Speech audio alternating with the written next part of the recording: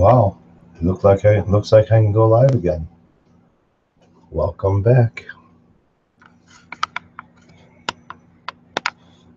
As the title says, nothing special. But I am going to do some work. If you like watching, cool. If not, oh well.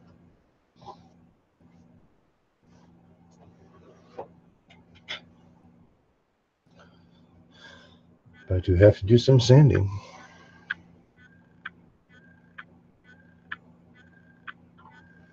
So right now I want to remove my stick that I have on the back of this thing.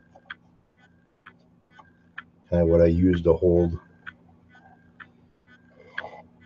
the guitar in place. Which all it is a piece of wood with a screw in it. Yay. Now, the one thing I got to figure out is how to get this thing to stop focusing like this. Is there a setting someplace for my camera shit?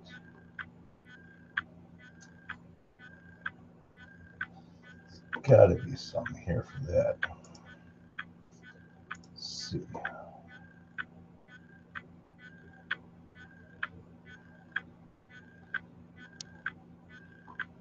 I know.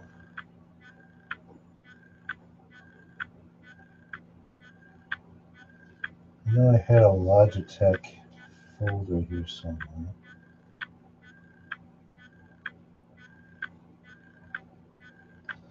I don't see anything.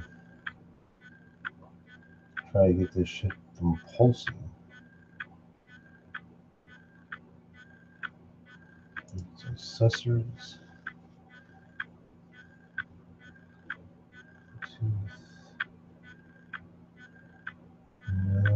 How about if I go into control panel?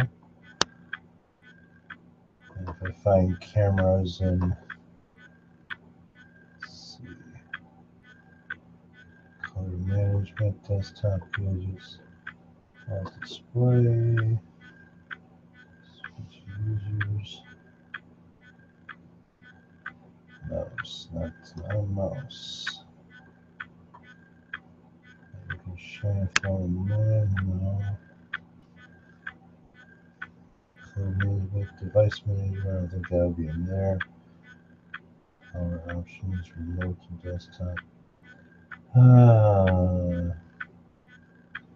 Programs, devices and printers. Devices and printers. Maybe that'll be in there. By going to the camera hardware. Yeah, properties of that. Areas of details. Yeah, it does not give me settings for the camera properties.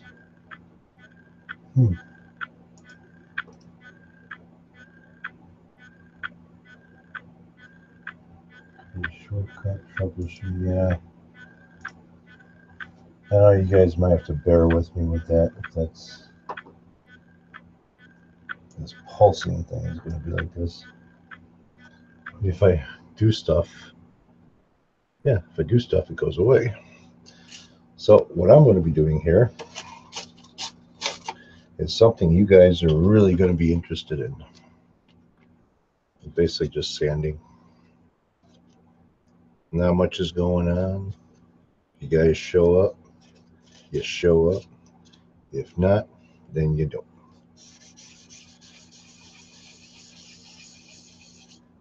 I'm going to end up putting another coat on this. So what I need to do is kind of rough up the surface. Put another coat on it. So you see how dull it is over here right now. I'm only using about, what's this, 800 grit sandpaper. Next would be like 1,000 grit sandpaper, but 1,000 grit sandpaper, I noticed if you try to apply a little bit of the poly on there. When it dries, it doesn't use like a fog. Plus I could see, like right now, if there's any type of dirt in this finish from rubbing it on. So far I see nothing.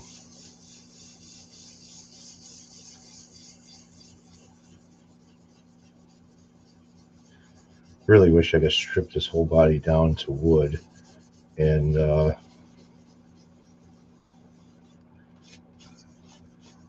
change the color of it.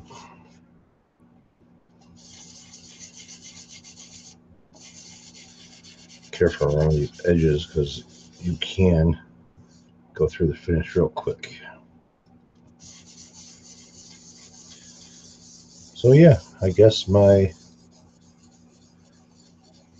little slap on the wrist is over with Google. So now I can do, or YouTube. So now I can do Hangouts again. I don't know if you guys had the same problem, but trying to use the Hangout program to have a Hangout or be in a Hangout and stuff, I've noticed that there's something's going on where all of a sudden get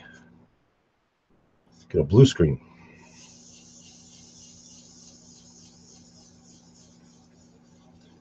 And it causes problems. So you can see where the screws are kind of indented a little bit to where it's not sanding very well.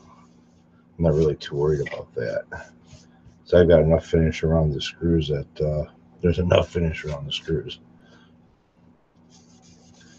So right now what I've got here is rub-on poly.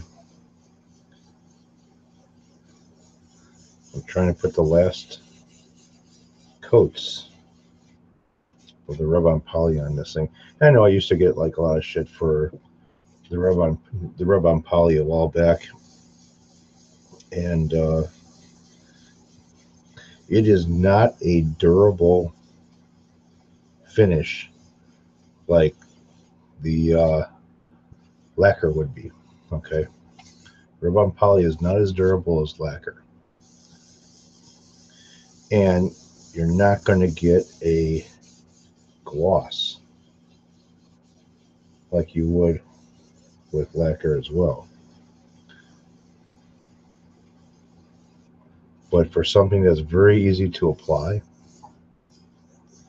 taking your time to put it on, comes out with a real nice finish afterwards. Trying to focus a little bit on this thing here. So I want to finish it. I still have another kit that I want to work on that I haven't done anything with. Not even figured out the design that I want to put on it yet. So see, I'm sanding. It's all over my fucking hands.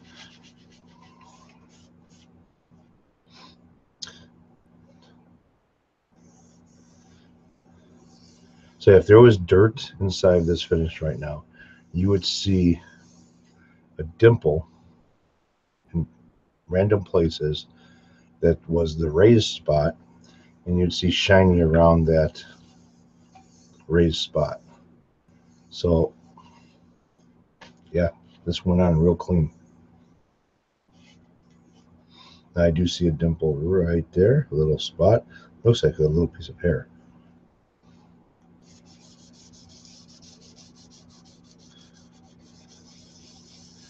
I'm trying to go into a circle pattern here. That way I don't create a lot of scratch marks. Because when the poly dries, it does shrink a little bit. And I will get down into those scratch marks. We'll need them. You can see the scratch marks.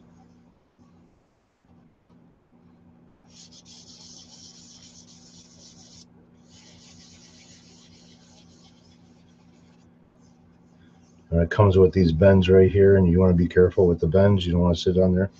I just kind of go like this with it. Follow the bend. Sanded. Oh, hell, you can't even see that. Dang it. I apologize for that.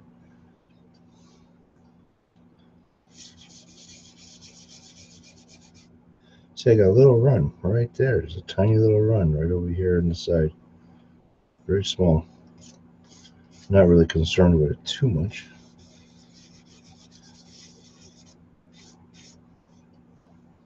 Now this edge has a rounded edge on the back of it, but a sharp edge on the front.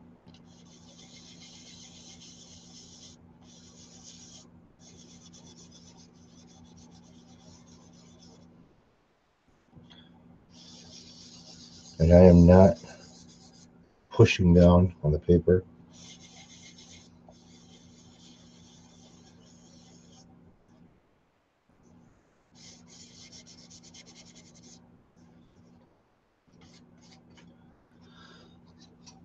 Now what I'm going to do for the edges, I'm not going to use the block. I'm going to fold the paper between my two fingers like this and let that paper just go around the edge between my fingers. And I'm not putting any pressure on this side or this side of the wood, so it's not going to have a dip here or a dip over here. The paper is just hitting the edge, and I'm just following it.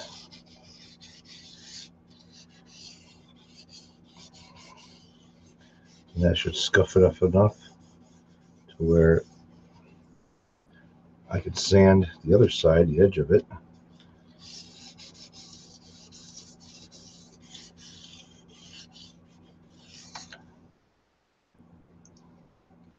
So I got a little bit of dirt right in this corner right here. To feel it.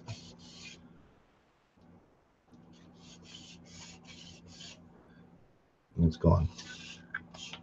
Probably like a bubble or something. That's the one thing I noticed with rub-on poly is it's very, very easy to get bubbles in the finish. Those bubbles are dry that way too. They'll stay.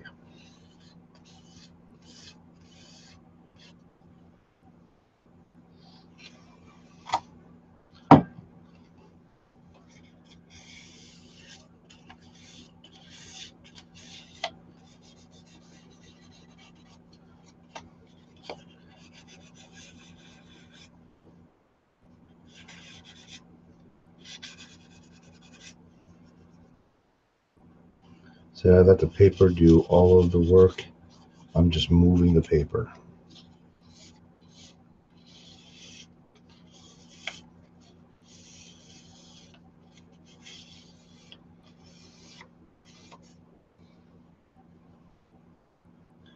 So I would say these edges are done. So now to do these edges. Turn this a little bit. So now to do these edges. These I would block sand it as well. I'm getting a new piece of paper. Still using 800 grit.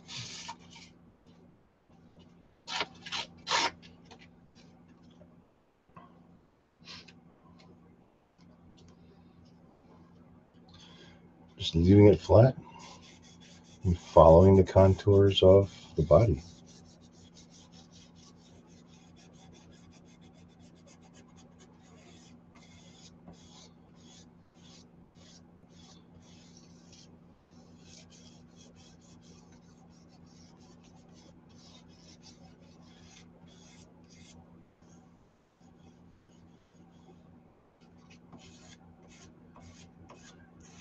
You know, somebody wanted me to do a video kind of showing how I'm prepping this, and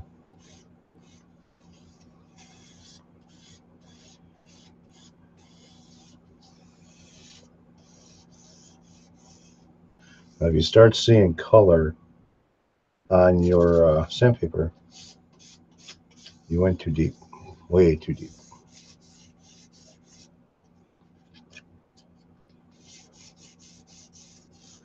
Now there's some like little dimples in the wood, like right here is a little dip in the wood. Probably because when I first started sanding the wood, before I start finishing this, and sand out or smooth out that one spot.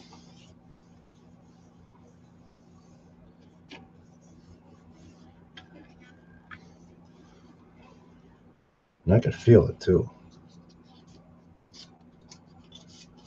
5 viewers, welcome 5 viewers. It'd be kind of a boring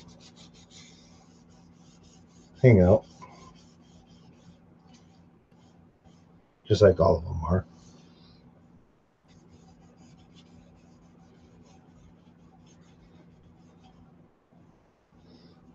And I'm using the StuMac catalog instead of a towel or something.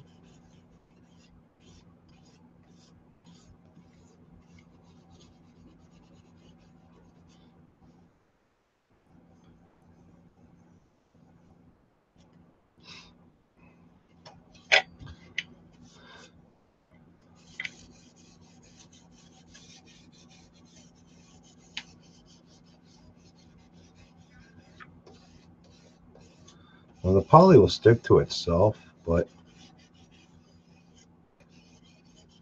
guarantee it won't chip or have a problem.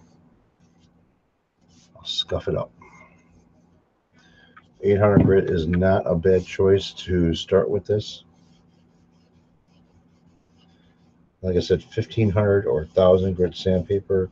I've noticed with doing this and using the rub-on poly, regardless how much poly you think you have, for some reason with the 1000 or 1500 grit sandpaper, you'll see like dull spots in certain spots. Even though you thought you went over it with the poly, you still get those dull spots. So I'm finding that the 800 grit paper seems to work a hell of a lot better.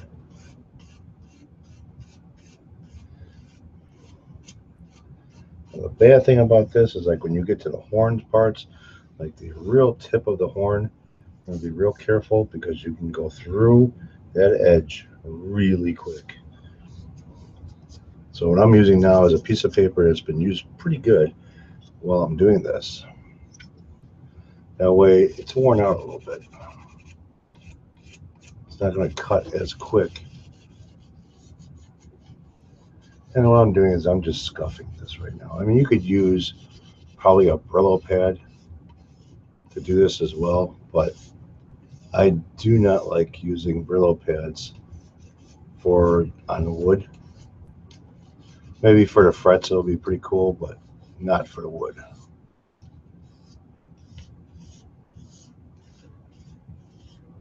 Especially if you have wood that has bare wood, using a Brillo pad or not Brillo, steel wool, sorry. If I said Brillo pad, I'm sorry. But steel wool has a tendency to leave a lot of fibers or crap behind that can get inside the wood if the wood's not sealed and discolor the wood in those areas where the powder got into. Got a little tiny run right inside of this horn. We'll take care of that right now with a little bit of sandpaper. And it's gone.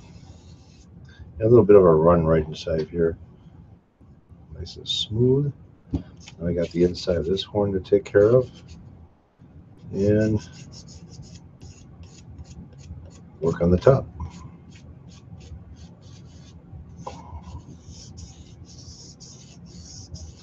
So my restrictions have been lifted. Andrew Allen, what's going on, Andrew?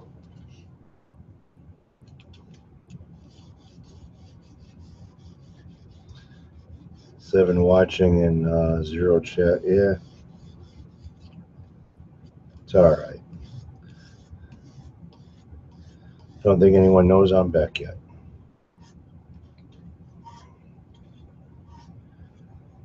Had restrictions because I was streaming a movie and the audio and everything for that movie. YouTube got wind of it and stopped me from having Hangouts, so not a big deal. All right, so the sides of this thing are basically nice, smooth, roughed out, enough for the poly to grab onto it. So now time to work on this top. And that's rub-on poly. A lot of people think it's something else, but it's rub-on poly. Andrew on guitars, not a lot, just watching a guitar being sanded down. Yeah, it's a pain in the ass when you gotta watch a guitar sand being sanded down. I wouldn't even watch a video of a guitar being sanded. You know how boring it is? It's like watching flies fuck. All right, so working on the top. It's a shame I gotta sand this down and put another coat on it. It is such a shame. Fucking thing came out really good, but here goes nothing, right? Small circle motions, not leaning to one side or the other. Stay nice and flat.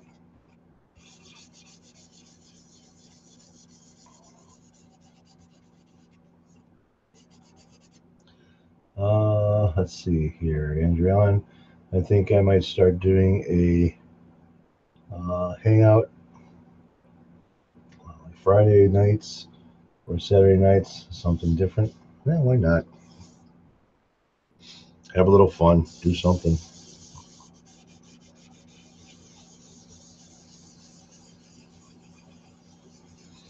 Oh, I'm ruining this finish right now. What a shame.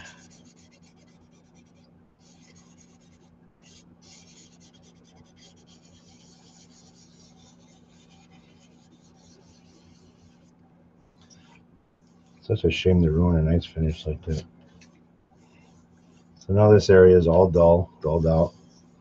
Keeping the sandpaper flat, clean, letting the paper do the work, not really applying any pressure, especially around these edges, because being a rubber pad, you can arch it and these edges will get cut and the center won't. So I'm not adding no pressure, I'm just letting paper do work.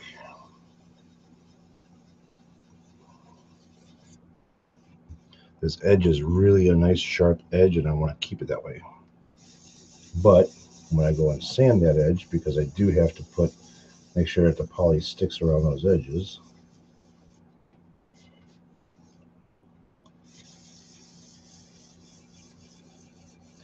I gotta figure out something to do with the headstock on this thing. There's some type of design, or I don't know. Incorporate the green as an inlay. I'm trying to figure out what to do for like a logo. Got an idea, but it's a kick guitar. Do I put a logo on a kick guitar? I know we've been through this before.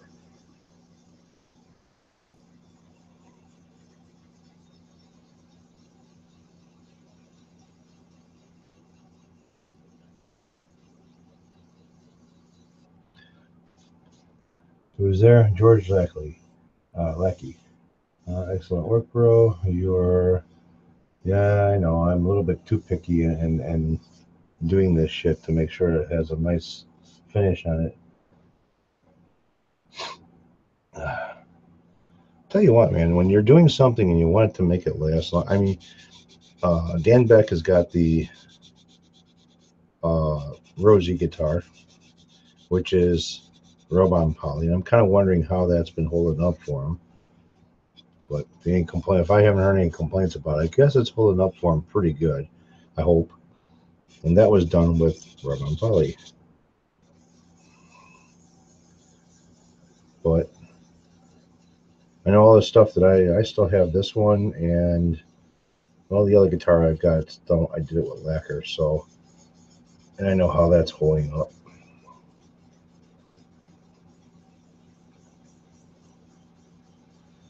If you can use this shit on furniture and coffee tables and shit, where you're putting your feet up on coffee tables, who knows?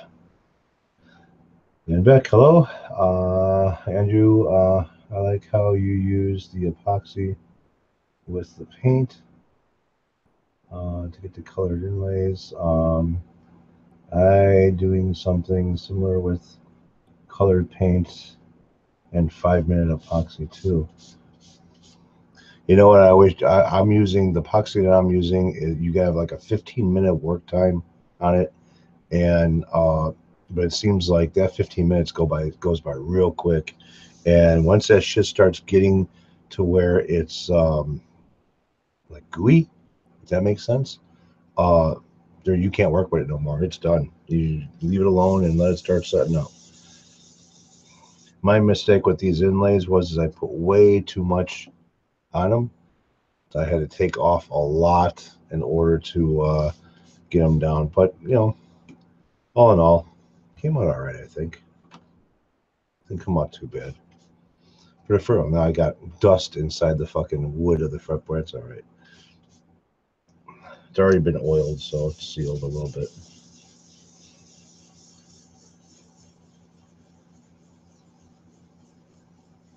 And this is my first time with trying to do something like this, and man,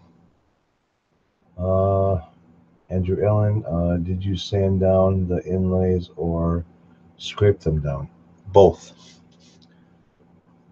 I had to scrape it with the razor blade first to kind of level them out, and I did the same thing on this too.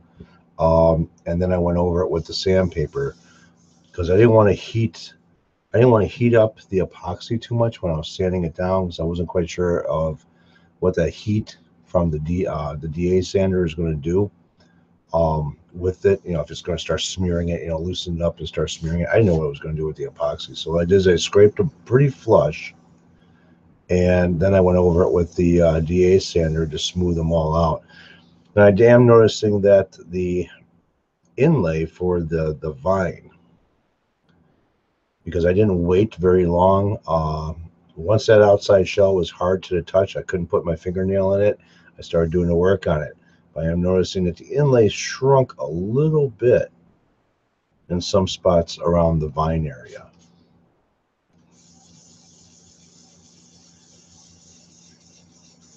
So I don't know if that's from heat.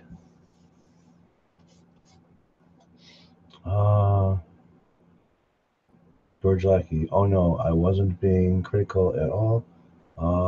You go the extra mile and don't quit till it's a project. No, I understand, man. There was nothing was taken. Yeah, I do do too much, and I do go too far with this to get it to a certain way. But doing automotive work for all the years that I did automotive work, when you have customers, you know, when you got somebody's custom motorcycle or custom tank or fenders and shit like that, and they're not happy with what you did, guess what? You're doing it all over again. And my father had a reputation to keep up with what he was doing and how he was doing it. And if the outcome after everything was said and done, and like I said before, if you can't read the newspaper and you're finished, do it over. You know, that seems to be kind of a thing I keep on saying all the time. But it's kind of true.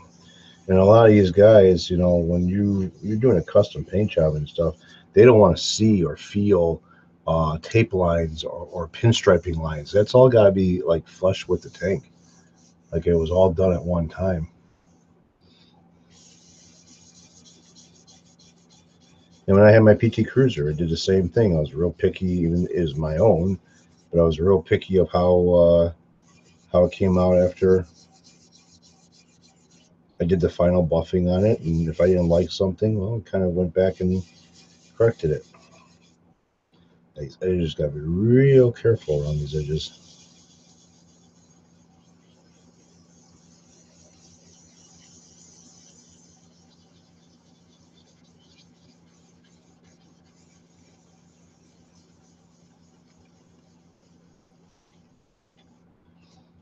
Trick to doing a nice sanding job too is don't stay in one spot too long. You know, keep moving, keep consistent. with what you're doing overlap a little bit. So, you know, if I'm sanding this area over here, I'm not going to start over here and start sanding. I'm going to go start where I stop sanding, so it all goes into each other. I may start going into another direction, like over here, and then work my way out this way like I did. But, yeah. A lot of guys who are body and fender guys and stuff, they know what I'm talking about. They know what I mean when it comes to sanding and how to sand. And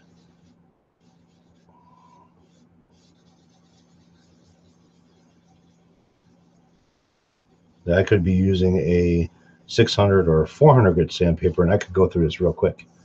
But with the 400 grit sandpaper, it's a little bit too aggressive, and I might go through this poly really quick. Even though there's a lot of coats on here, it'll still go right through it real quick.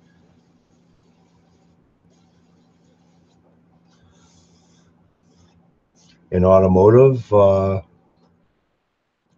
some guys will start off with a 400, 600, 800 grit sandpaper, especially if there's a lot of orange peel in the finish. This had no orange peel in the finish because nothing was sprayed, but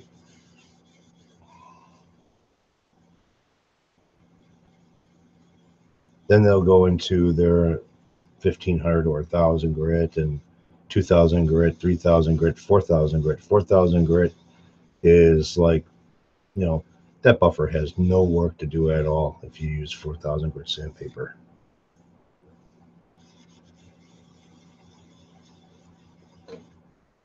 Guitars, it's a little bit harder to use certain types of sanding equipment on it because of the fact of there's a lot of bends, a lot of curves, a lot of dips. You know, you got this area up here. Now I do have a DA sander that has a foam rubber pad that's perfect for going like around the curve like this. But if I go on the edge with it, if I go against the edge, depending on which way it's spinning, I'll cut that out right out of there. If I go away from the edge, depending on how I'm holding it and which way it's spinning, it'll leave that edge alone. It'll be real nice, solid.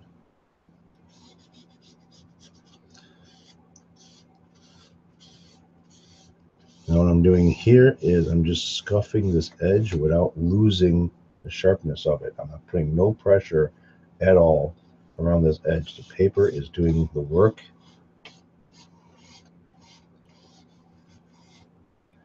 I'm just following that edge.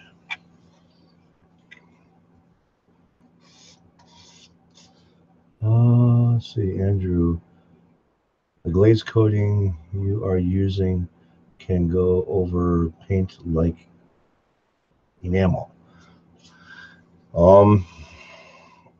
Go over the paint or be mixed with enamel.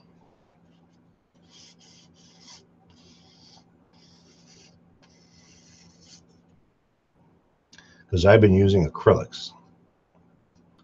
Seems like mixing the glaze coating with the acrylic water base works out really good.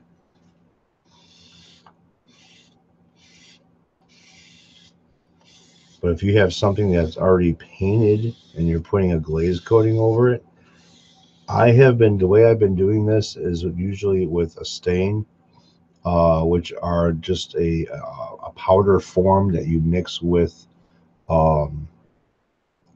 water, or you can mix it with alcohol, rubbing alcohol.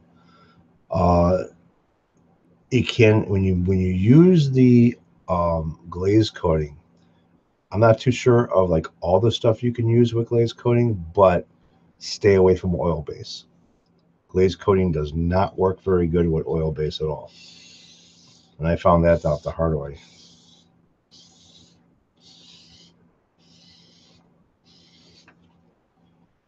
See, I'm keeping this edge still nice and sharp, but getting rid of anything that might be in the edge and giving something for the paint or the glaze coating, the rub-on poly to bite onto. I got guitar body painted and needs a clear coat. Well, the glaze coating is not easy to put on at all. say if I were to glaze coat the top of this guitar, okay, well, of course you're going to mask off whatever you don't want the glaze coating to get into, but this curve right here, the shit is self-leveling. It's going to follow that curve. So whatever is like up here building up a layer, once it hits this curve, gravity takes over. Now it starts going downhill. So it might be thin in this area over here because, you know, gravity takes over. When I did the Cyborg guitar, because everything was a flat surface on that, I really didn't have too many problems with where the glaze coat was going to end up, other than dripping down the sides. That thing there, I had to glaze coat each side separately. And the nice thing about the glaze coating, though, is you do not see tape lines. So if you would mask off here, glaze coat this, then mask off the top, and then glaze coat the side, you don't see that tape line. It you can sand it off and buff it out. But because the glaze coating has such a depth to it, and as the finish, as being a finish, you still don't see the line for where your tape is. It kind of melts. It doesn't melt into each other, but it almost acts like a lacquer to where it looks like it melts into each other.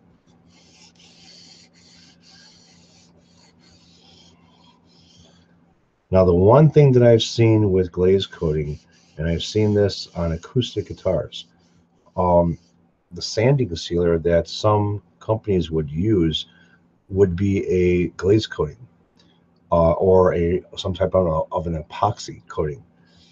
You know, some people call it glaze coating, some people call it epoxy, some people call it, you know, whatever they want to call it. But I was watching the video, and this is a guy who manufactures acoustic guitars.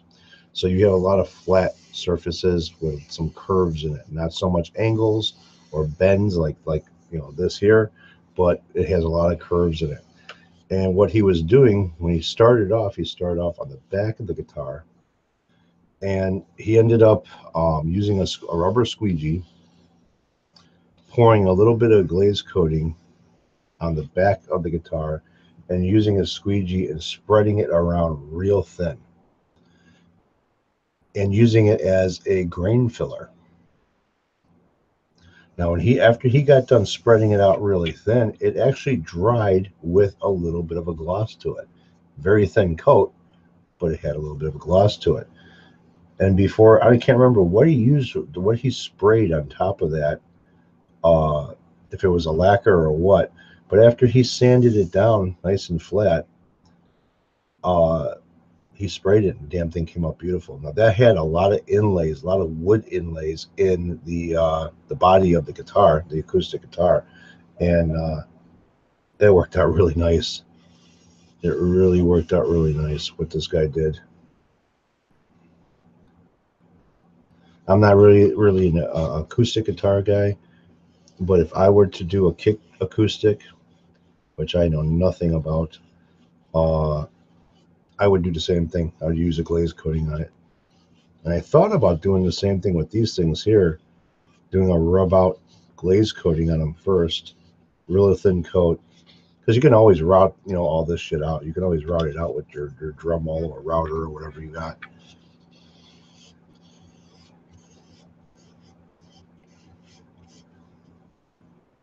Yeah, this is coming out really fucking nice. I could, if I wanted to, probably hit this with 1500 grit paper and buff it out. I probably could buff it out, but I want to build it up more. That way I have a little bit more of a durable top on this thing, durable back, durable sides, and that's done. Let's see. George, Andrew, hello. I would use a clear enamel from the same brand as your enamel. Now, I don't like using enamels, and I'll tell you why. Enamels, from what I've seen enamels and what I've used enamels for, a lot of the model paint, building models. That shit's enamel, and it takes forever to dry, number one. And when my father used to spray enamels, you had a longer drying time, and the bad thing about it is you take when he would see, before he would do any buffing or any sanding or anything else like that on anything that he used enamels on, take a fingernail and poke it into kind of push it into the finish. If you can leave your fingernail print in that finish, it goes away. Actually, it goes away by itself. It'll end up smoothing itself back out, so you won't ever see that fingernail in the enamel. But if he can leave his fingernail print in the enamel, it ain't dry yet. And that was the one reason why he ended up switching to lacquers, and because the drying time for enamel was horseshit. And unless the vehicle already had an enamel paint on it, then he would use enamel.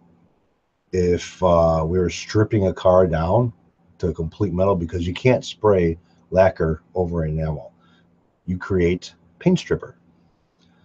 So if we were stripping a vehicle completely down to bare metal and starting from scratch again, then you go with all lacquers. Let's see, Andrew. That's what I usually do, but it's really cold here and no heat in the shop. Okay. I'm not too sure how glaze coating or this epoxy shit works when it's cold. This room is 72 degrees with a normal of a 45% humidity, varies up to 50, and climate controlled.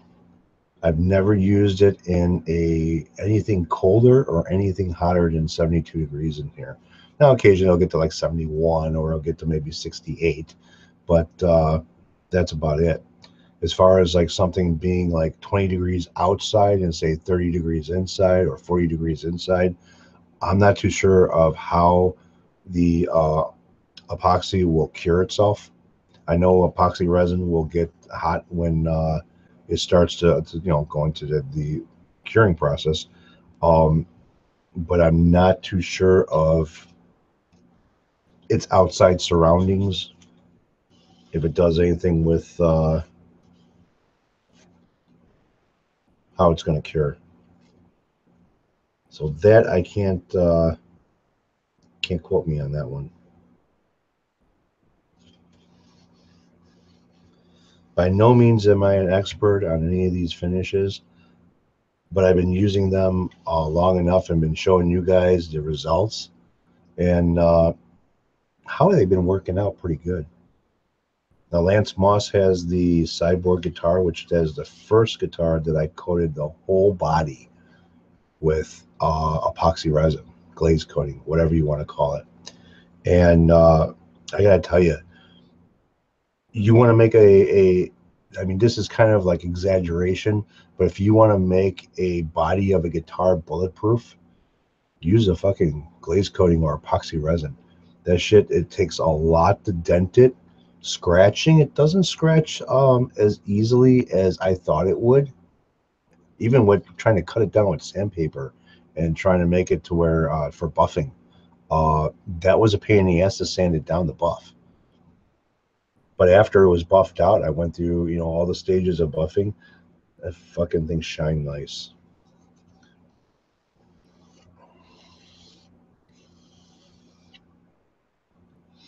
Just going over and smoothing out whatever I feel just doesn't feel right to me.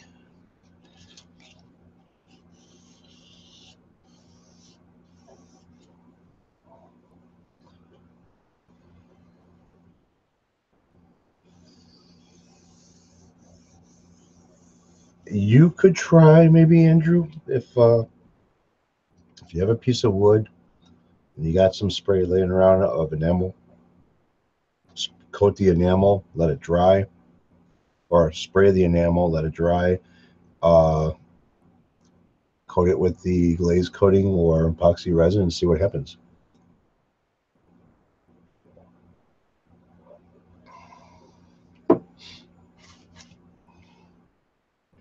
The only thing I can say is experiment with it on something that you're not going to need, or experiment with it on something that you don't need.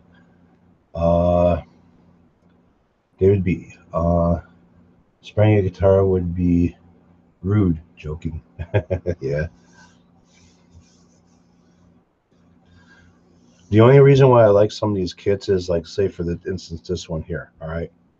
From here, wait, from here all the way this way, the wood looks pretty much consistent. I mean, it looks like, whatever they did as far as the wood goes, it's matches in color when you stain it, because there is a light stain in this wood. But when you go to this piece here, you can see a difference on camera pretty damn good. That's the only thing I don't like about these kit guitars, is because sometimes it's like they use scrap lumber, shit that they have laying around. Oh, let's make a guitar out of this and just put it together and not really look at, like, this part here. All of the lines, the grain, and everything else looks really fucking nice. But when you look at it over here, even though this is not a piece of mahogany right here, it looks like a piece of mahogany. It doesn't have the same wood grain that this would. And even on the back of this thing here, it's like when you look at the wood grain on the back after it's stained, this part here is darker than the rest of it. But the rest of it has a nice, nice wood grain in it, and it comes out pretty good. Andrew, or get heat in my shop would be probably the easier. No. Let's see here. Torpedo heaters are nice, but they're kind of loud. I don't personally like the little electric coil heaters. It's a little box about yay big, and they got a wire coil that goes zigzags around inside there. Those, to me, I think are kind of dangerous. There is a heater that's like an infrared, I believe they call it, type heater. If you ever heard of a company called Eden Pure, okay, they used to advertise with, I think, Bob Vila or what was that other guy from Home Improvement, the chubby one. He was part of this too. The Eden Pure heaters are like $500. I bought one quite a few years ago, and they work great for a year. And they advertise them as being like a piece of furniture. They work great for a year, but as soon as you pack them up and store them for the summertime and then pull them back out in the fall, they don't work no more for some reason. They give you a 5-year warranty on them, and there's a reason why they give you a 5-year warranty on them, because every year it doesn't fucking work. You call them up, you sit there and say, hey, this thing's not working, send me another one. They send you a refurbished one. Now, they advertise this thing as being kind of like a piece of furniture. It's really nice. It's really pretty. It's got a nice wood grain to it. And it is. It has a very nice laminated, vinyl laminated wood grain finish to it. But the next one that you get has scratches, dents, dings, whatever. They're refurbs. And when I called them up and I told them, I said, hey, I spent $500 on this fucking heater, and you're going to send me a used one? They're like, well, does it work? And I'm like, well, yeah, it does work. Well, then use it. If something happens with that, you got a warranty on that one too. Send it back and we'll give you another one. But see, when you get the new one, it doesn't start over with another 5 years warranty. That warranty goes down every year, regardless if you use it or not. And I end up using 4 years of that warranty until it came down to the 5th year. And I told these guys, I says, you know what? I ain't going through this bullshit no more. I'm tired of having to send this thing back to you every friggin' year, and there's something wrong with it. And they take their sweet time on shipping it out to you too. But where I'm getting at with this is that you can go to Home Depot, Menards, almost any home improvement store sells an infrared heater. I would not use them around flammable shit. So if you're going to have one, heat up your space really good. Keep that door closed. Stay in that room. Shut it off. Then go ahead and start doing, if you're going to do a spring, or find some way. I don't know if you got I think you did have an exhaust. Let's see here. What's up, Eric? Just turned on. Hey, Gil, what's going on? But if you have like an exhaust system for where you like a spray booth and stuff like that, make sure it exhausts on it, because I don't trust anything that has a heated coil or anything. Now the infrared one, I believe it's a light bulb that does this. There's a fan behind it. It's a bunch of louvers on the inside of the Eden Pure, and there's a light bulb. There's like 3 of them inside there, and it blows air past it. That's where the heat comes from. But I got to tell you what, our family room that we had to eat in Pure is, because the fireplace that we have is so old, needs to be redone. We get like a little bit of frost on the mortar that's underneath the mantle of the fireplace, and the bricks get cold on that fireplace. That Eden Pure heater, all the way on one corner of the room, which is a good size family room, that fireplace, the brick was warm to the touch. And what really screwed us up was between the kitchen, the dining room, into the front room of the house. That's off of the kitchen and dining room are off of the family room. The furnace didn't kick on and off as much because the Eden Pure was radiating heat throughout the whole second floor of the house. And we didn't buy the biggest one that they had either. But I gotta say, for the Eden Pure, if it would work every year without a flaw and not having to send it back, I would say that damn thing is the best heater you can get. But go to Home Depot, go to Menards, you can get something similar to it, works just as fucking good for a lot less price.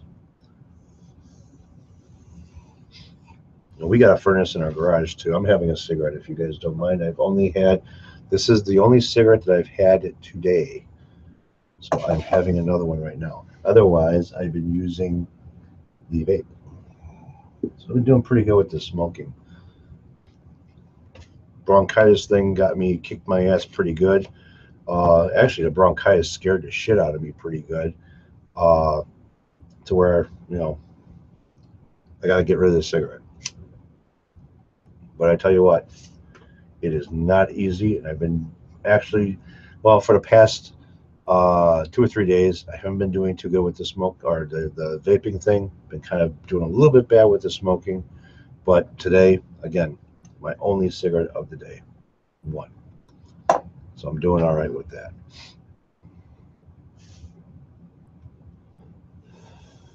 So this thing, basically, I got to blow this thing off, wipe it down, and she's ready to put another coat of the rub-on poly. Now I don't know if you guys remember it, but this was like fucking 2 years ago. A green burst Les Paul kick guitar.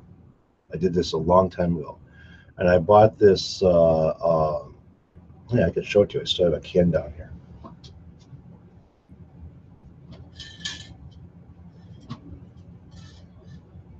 This shit works by StewMac. Very expensive, but it works pretty good. This shit here, this company, the stuff that's in a can that you brush on works very well. They have one at like a 3X, so when you brush it on, it's like 3 coats in one brush. That shit works really good. These sprays suck. Hey, Evil Clown, what's going on?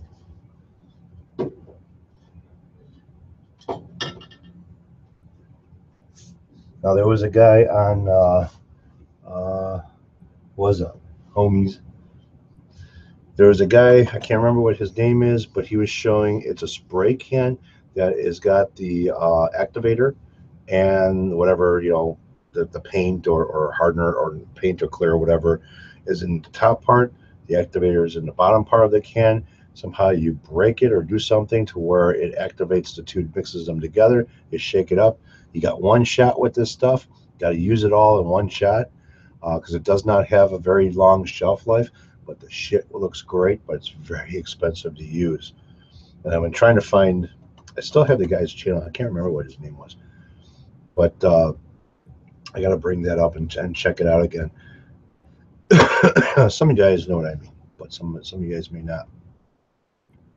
But it's the paint and the activator all in one, and terrible shelf life. but the shit works great, and the outcome of it, it's a spray rattle can type of a application, but the stuff sprays really nice. See, I cannot spray with a spray gun with this shit. I've tried. But with a rattle can, with spray cans, I can spray really, really good with a spray can. I just cannot spray with a damn spray gun. And I know I had this discussion with somebody a long time ago about it, was telling me, you know, kind of giving me some pointers of what to do and how to do it. But yeah, spraying primer out of a spray can or out of a gun, it comes out like sandpaper. And airbrushes, not too bad with the airbrush, which that's something that I really need to get back into. That's like, let's see here. Da, da, da, da.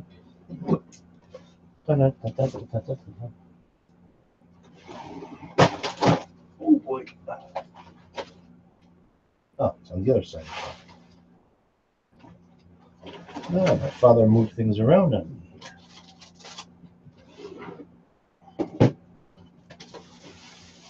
Now, Rob Franklin knows what I'm talking about because he has the same setup. There's a little foot switch for the air compressor. There's no tank on this compressor at all. It's a little dusty now. I haven't used it in a long time. There's no tank on this compressor. And what you do is basically plug it in. When you want air, you push this. When you don't want air, you let it go.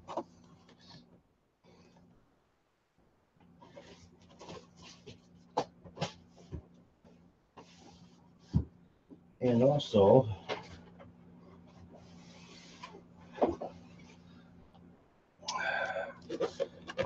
the guns in. I hope my father didn't put the guns in. Okay, the bottles are in here for the airbrush, but the guns aren't. But we've got a hold of this company called Toxic. This fucking paint is unreal. These are all candy color paints, and they are unbelievable as far as the way they spray. This kit here comes with 1, 2, 3, 4, 5, 6, 7 bottles of candy colors, and this is for doing the true flames. It'd be something if one of these opened up and spilled all over this, right? These are for doing the true flames. I can't remember what the guy's name is, but if you ever seen his videos, he's the guy who does the helicopter, the truck, hot rods, and everything else, where the flames look like they're real flames, like they're moving actually when the car's vehicle or whatever is moving. So we bought his kit, or a kit that he uses.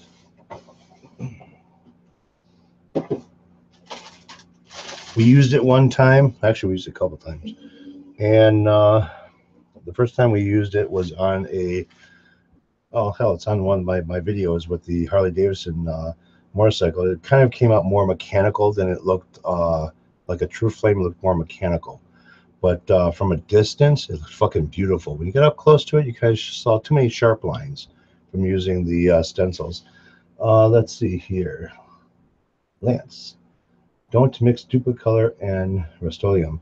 Yes, Lance, don't use Duplicolor and Rust-Oleum. Duplicolor, I believe, is a lacquer. Rust-Oleum is an emerald. Well, it depends on what type of Duplicolor you get. But yeah. So this was just kind of like a test to see if,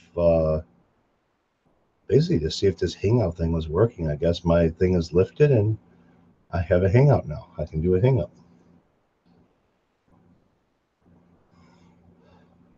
So maybe Lance, me and you will do another interview. How does that sound? Lance, didn't say what it was on the cans. Yeah, I know. Well, the one thing I noticed with a lot of these spray cans, if you look where the barcode is, it might say what it is, or flip the can upside down and it might be printed on the bottom of the can.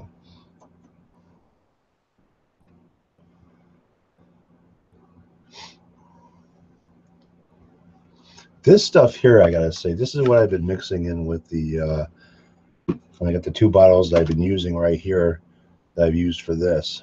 I gotta say, it's not bad paint. I put it, I don't even know where I put it, but I kind of brushed it onto a piece of metal just to test it out. And it's pretty durable. And I was thinking, if I were to sand down a body of the guitar, if I take this and kind of saturate it with a rag, maybe water this down since this is water based, if I could use that as a dye to color a guitar. Let's see. Lance, either way, I'm staying in the system. Well, yeah, do that. Duplicolor paint is not bad. The spray can stuff that you pick up, say at like the hardware store, not the auto parts stores, they're not a bad paint. In fact, we have a store called Pet Boys out here that you can buy it by the quart, and for the Duplicolor stuff. And they also have their own brand too. Can't remember what the hell it was called, but it's not a bad paint system. That's the one thing I want to do with these, start doing with these guitars too, is I want to start hanging them, priming them, you know, working it out. If there's any dents inside, they're filling them up, priming them, and painting them instead of doing just staining or clear coating. I want to start doing that shit. And what I really want to do is I really want to fucking build from scratch, but I don't know when exactly that's going to happen. I've been saying it for fucking years now, and I got some of the tools. I just need 2 more things to start doing scratch building. Lance, for a inexpensive candy, the Chromecast ain't bad system for the money. Just got to use their Chromecast base. I am apologizing for my eyesight right now because my eyesight has really been fucked up lately.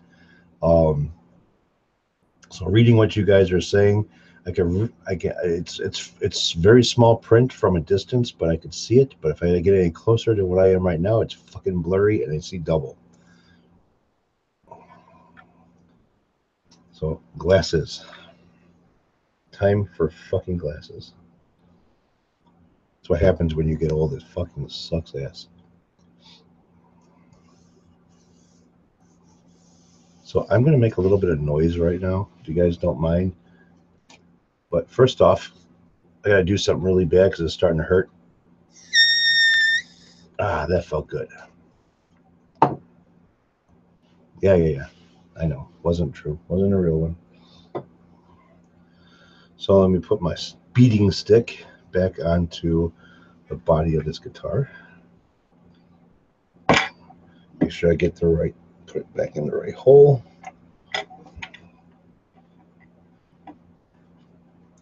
Actually, maybe I should go. Can I go down further with it? Yeah, because that'll lock it in place a little bit better. Make sure this goes in the right hole.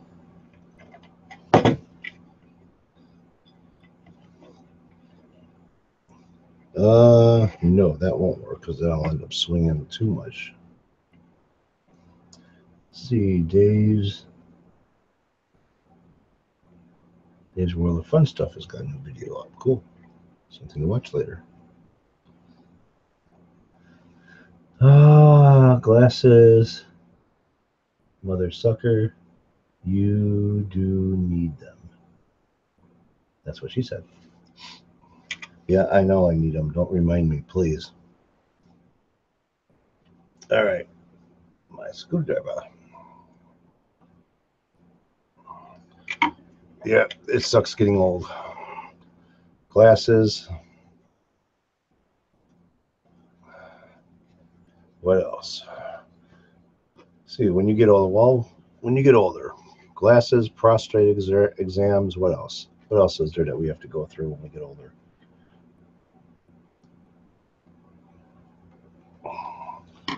More shit that we really don't want to go through.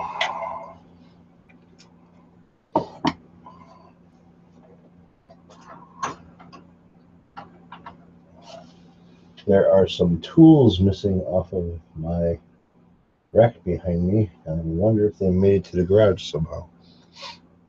All right, so I'm going to blow this puppy off. Enjoy looking at the cover of the Sweetwater magazine.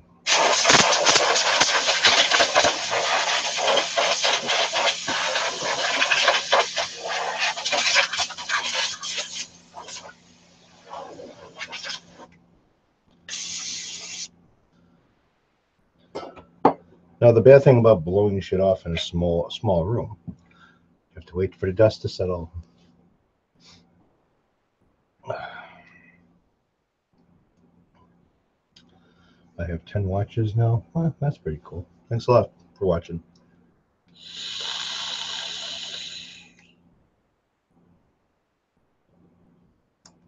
Apples.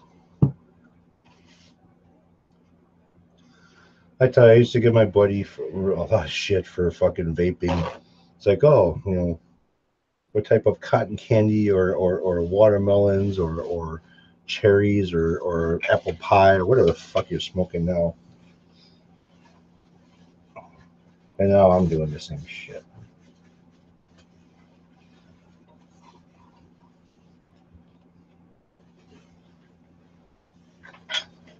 And I'm just wiping down the body of this guitar so I can start putting more rub-on poly in it. Now, before I started using rub-on poly for guitars and shit like that, I did a lot of research on, you know, decent finishes for guitars and stuff. And a lot of the furniture finishes you wouldn't really think would be a good, I see a spot, just sand a little bit. A lot of the furniture finishes you wouldn't think would be a decent coating for a guitar or anything else like that, but be very surprised some of these guys use. A little spot over here I got to smooth out. I just found it now.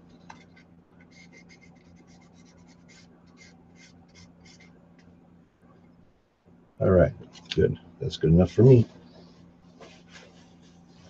Andrew Allen Guitars. Does everyone know if you can use Minwax wipe-on poly over paint? All right.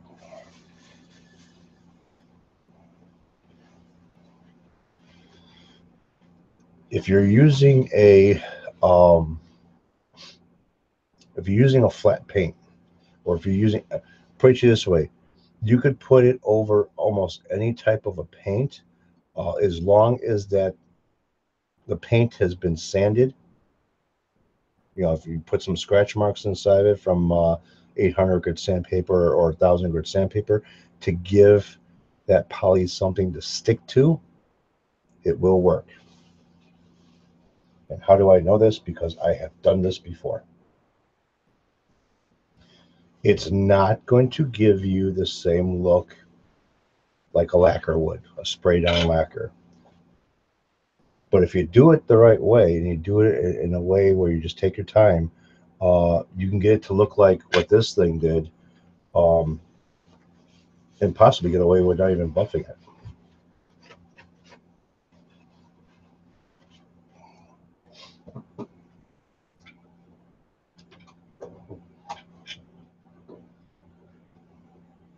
The only reason why I am using rub-on polys, the only reason why I'm using glaze coatings and shit like that, so I can stay away from the fumes, so I can stay away from, you know, the toxic shit. I don't have to put on a mask while I'm putting rub-on poly on or using epoxy, because there's really no fumes that come off of this.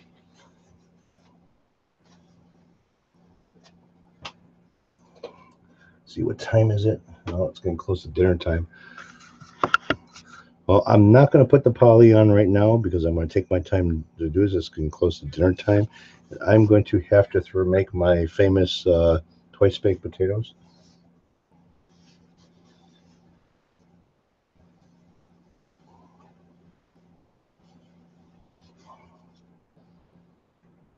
At least I don't really know how famous they actually are, but everybody else over here likes them. So I guess that's all that counts.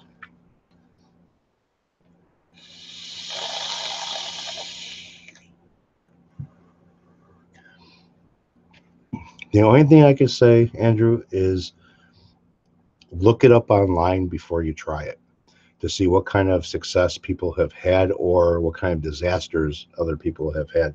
Because that's what I've been doing and how I've been doing this shit is, you know, I'm used to metal, working with metal. Paint, how the shit that you would use for body paint, you know, cars and shit. Um, there's a certain thing you would use, and there's a lot of shit you wouldn't use. Like you wouldn't use a glaze coating, you wouldn't use a rub-on poly to make your clear coat for a vehicle. Okay, but for like wood, guitars and stuff like that, um, you can have a painted surface and put a rub-on poly on it. When I did this, I don't know what the actual paint that was on there was, but I know it was thin. And this was on wood. Um, when I put the rub-on poly on there, I did the same thing when I'm doing like with the guitars. I'm putting multiple coats on there, let it dry, sand in between, and by the time it was finished, it looked nice.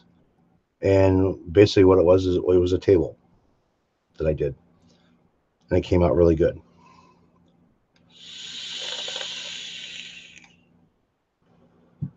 But again, I don't know what that surface was painted with, you know. I'm going to have to start getting some more sandpaper. I'm getting low. Shit.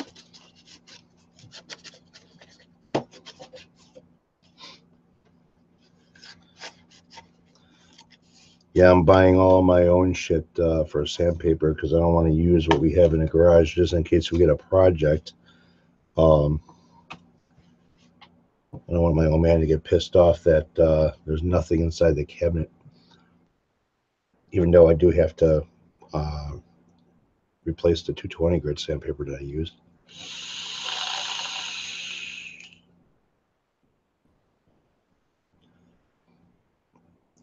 Tell you what, I'll show you something here.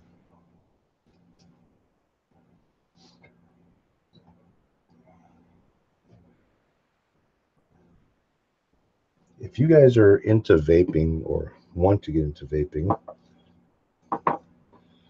this shit here, Chubby Bubble, all right, there's something inside of this shit that will fuck up the coils quicker. So you'll go through coils a lot faster than what you normally would. But this shit, like this one here, is a what they call a Bumble Melon. It's watermelon, and but it's fucking awesome. It's really got a great deep flavor to it. I tried to find something that was close to it, but not in the chubby shit.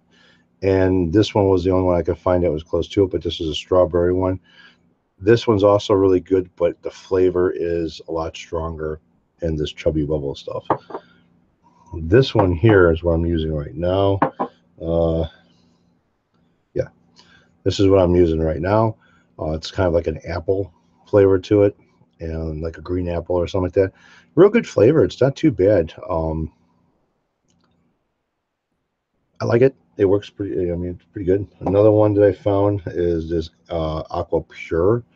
This is, I can't remember what the hell flavor this one. Oh, this is another one that's like an apple, but it's a strawberry apple and a watermelon mix, and it's not bad. The flavor is a little dim, but it's not too bad. This stuff here I bought, not too crazy with it. It's like a strawberry secret, it's called, and it's basically a strawberry.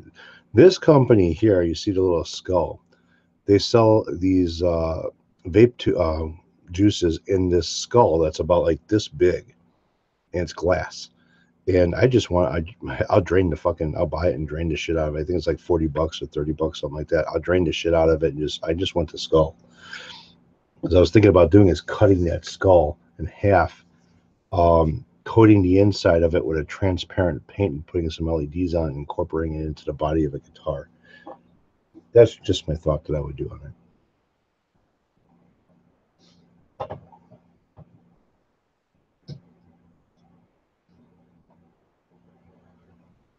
Like I said, I used to give my buddy shit for doing the vaping stuff, and look what I'm doing now.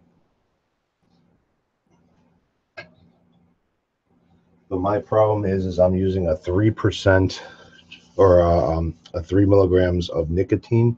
I should be using more.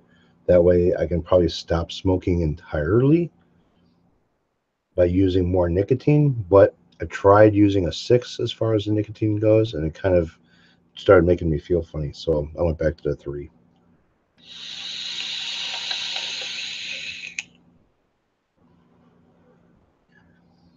All right, I lost the interest of my viewers, so they're dropping down now. I can see that.